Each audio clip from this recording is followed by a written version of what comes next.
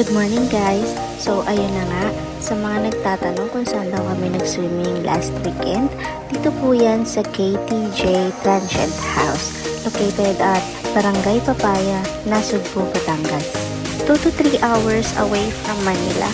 Amenities included ay yung dalawang kubo, free use of kitchen utensils, gas stove, videoke, and griller. Masusolo nyo din yung buong place. Kung magre-request kayo for exclusive event, mabait at very approachable din yung caretaker nito na si Miss Rose Ann. Kaya sobrang na-enjoy namin yung place. High tide nga pala yung dagat from 7 a.m.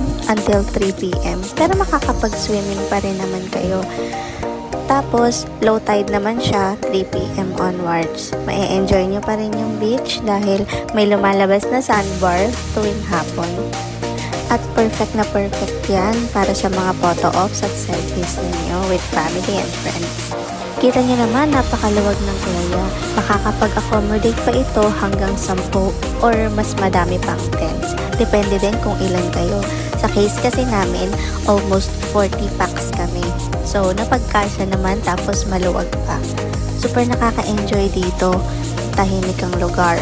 Tapos, kayo lang yung nasa area. So, makakapag-banding kayo ng maayos with family and friends. I-post ko na lang pala sa comment section yung contact details and other hidden charges ng resort. So, thank you guys! Punta na kayo dito para ma-enjoy nyo din ang summer.